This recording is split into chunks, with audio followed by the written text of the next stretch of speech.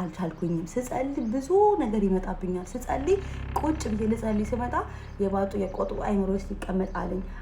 ስልኬ ይረብሸኛል፣ ሀሳቤ ይሰረቅብኛል። ሀሳቤን ኮንትሮል እንደዚህ ማድረግ አልቻልኩኝም። ሀሳቤን መሰብሰብ አልቻልኩኝም።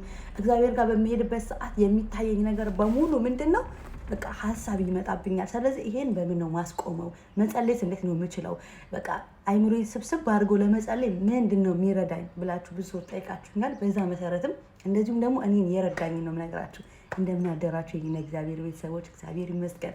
ዛሬ የመጣሁት ጸሎት ስናደርግ ሀሳባችን በጣም ስለሚበታተን የሁሉም ሰው ነው ተመርጠን አይደለም። የሁሉም ሰው ሀሳቡ ይበታተናል።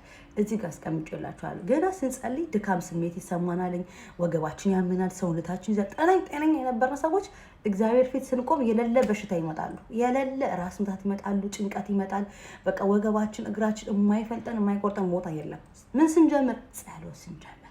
ይሄ እንደዚህ አይነት ምልክት ካያችሁ ማለት ጸሎታችሁ ላይ በቃ ኃይል እየመጣ ነው። ድካም ሳይሆን ኃይላችሁ እንደሆነ መጀመሪያ ተረዱ። ከዛ በመቀጠል ደግሞ ሀሳባችሁ ልክ እንደዚህ ጋር እንደተቀመጠው የሚሰርቅባችሁ በተለያየ ነገር በቃ አብዛኞቻችን ስልካችን ይሰርቅብናል። የሚመለከተን የማይመለከተን ነገር በሙሉ ወደ አይምሯችን ይመጣል። መጸለይ ሁሉ ታይማችን ይጨርሰዋል። ለእግዚአብሔር የሰጠነው ሰዓት እናይና በቃ ሰዓቱ ያልቃል። ለምን? ይሄን ሁሉ ነገር እያስተናገድን ስለሆነ እዚህ ጋር ያስቀመጥኩትን ነገር እያስተናገድን ስለሆነ አንዱ ስናስብ አንዱ ስናወጣ ይሄን ባረገው እኮ ይሄን ሰራ እኮ ይሄን እንደሚበላ ሆዳችን ሁሉ ይመጣል። ታውቃላችሁ። ከዚህ ጸሎት ጨርሼ እበላለሁ ብለን የምናስብ ሰዎችም አለን። ያጋጥሙኛል። የምሬን ነው የምነግራችሁ። በምን እናስቆመው? በቃ አይምሯችን ተረጋግቶ እኔና እግዚአብሔር እንዴት ነው እንደ ልጅና እንደ አባት መሆን የምንችለው ባላችን መሰረት እንደዚሁም እኔን የረዳኝ እዚህ ጋር አስቀምጬላችኋለሁ። እዚህ ጋር እግዚአብሔር ይወላችሁ ጸሎት ሲጀመር ልጸልይ ተብሎ አይጸለይም። ልጸልይ ካላችሁ ልጸልይ ልሄድ ነው ይባላል። ግን ልጸልይ ስትሉ ሰይጣን ሰማ ኦልሬዲ በቃ ሀሳቡን ይጭንባችኋል። ስትጸልዩ ግን እንዲቀላችሁ አንዳንድ ሰዎች ጸሎትን ምን አድርገናል? ከባድ ነገር በቃ የሚያስፈራ ነገር አድርገናል። በቃ ስርዓት ይዘን የሆነ በጣም ተጨናንቀን ተወጣጥረን በግድ የሚሆን አይደለም። በቃ እግዚአብሔር አምላካችን ነው፣ ልናከብረው ሊፈራ ይገባል። ግን ደግሞ አባታችን ነው፣ መብት አለን። አባቴ ጋር ሄጄ ላወራው መብት አለኝ። ላትስ አባቴ ጋር ሲሄድ ደግሞ ፈርቼው ተጨናንቄ ተወጣጥሬ መሆን የለበትም። ሙሉዬ ላወራው ላናግረው የእቅዴን ሀሳቤን ማንም የለኝማ ከእግዚአብሔር ውጭ እያንዳንዷን ነገር ለእግዚአብሔር ልነግረው እንደ ልጅ ልጫወት ከሱ ጋር ጊዜ ያስፈልገዋል። እግዚአብሔር እኮ በጣም ነው የሚናፍቀው።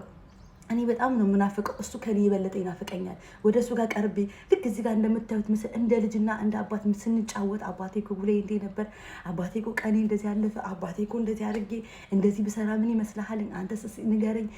በጣም እግዚአብሔር ከሚወደው ነገር በቃ የመጨረሻ የሚወደው ነገር ቢኖር ይሄ እኔ ስላየሁት ነው በራሴ ህይወት። እናንተም ሰላም የምታገኙ ያኔ ከተጫወታችሁ ከእግዚአብሔር ጋር በኋላ እግዚአብሔርን ካወራችሁት በኋላ ራሱ ሲስተም ውስጥ ትገባላችሁ። ጸሎት ውስጥ አይደለም አይምሯችሁን ከእግዚአብሔር ውጭ የሚታያችሁ ነገር አይኖርም። በየትኛውም ነገር መንፈስ ቅዱስ ይቆጣጠራችኋል። የእግዚአብሔርን ፍቅር፣ የእግዚአብሔርን እጁን፣ የእግዚአብሔርን እቅፉን እግዚአብሔር አንዳንዴ የምር ሂዳችሁ አባቴ ናፈቀኝ እንደዚህ ነው የሚያቅፋችሁ፣ እንደዚህ ቅፍ ነው የሚያደርጋችሁ። እኔ ደርሶብኝ ስላየሁት ነው የምነግራችሁና ጸሎታችሁን አታካብዱት። ክብድ አድርጋችሁ አይደለም። በቃ አባቴ ናፍቆኛል፣ ዛሬ ከእግዚአብሔር ጋር መጫወት ፈልጋለሁ። ሂዱ 5 ደቂቃ 10 ደቂቃ ሂዱና እቺን ፓርት አስተናግዱና በቃ ያኔ ወደ ጉዳያችሁ ስትገቡ ያኔ እራሳችሁ በቃ ሳትፈልጉት ይመጣል። ኃይላችሁ፣ ጭንቀታችሁ፣ ፓወራችሁ፣ ያስጨነቃችሁ ነገር በሙሉ ይውልቅ በቃ ወልቅ የሚሰማችሁ አባት ታገኛላችሁ።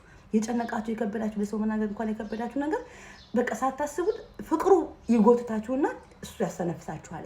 የማታውቁት ነገር ሁሉ ትናገራላችሁ ማለት ነው። ስለዚህ ጸሎትን እምቢ ላለ ሰዎች ሀሳባችን ብትንትን ያለ ፍቱህ መድኃኒት ስለሆነ በቃ አሁን ልክ ልጸልይ ስመጣ ብዙ ነገር አይምሮን ይቆጣጠረዋል። በጣም ብዙ ነገር ማለት ነው። ኦኬ በቃ አባ እኔ የመጣሁት አንተ ናፍቄ ነው። ዓለም ሁሉ ይቅር፣ ምንም ነገር ይቅር፣ እኔ ከአንተ የሚወጣብኝ ህይወት የለም። እግዚአብሔር ይውላችሁ ከማንም ከምንም የማይወዳደር ከማንም ከምንም የማይበላለጥ አምላክ ስለሆነ ለስቁጭ ብላችሁ አባቴ ናፍቀኛል፣ እቀፈኝ፣ በቃ እኔ አሁን የራብከኝ አንተ ነህ። ዓለም አይደለም የራበኝ፣ ይሄ እዚህ ጋር ያለው አራበኝም። የራብከኝ አንተ፣ የልጅነት ፍቅር፣ በልጅነት ያስከኝ፣ በልጅነት ያጫወትከኝ፣ በልጅነት ህፃን ሁኜ በገግታ ስታወራኝ የነበረው ፍቅር ናፈቀኝ። እዚህ ጋር አስቀምጥኩላችሁ። ሞክሩት፣ እሺ፣ በጣም ሞክሩት። እወዳችኋለሁ። መልካም ቀን። እግዚአብሔር ቤተሰቦች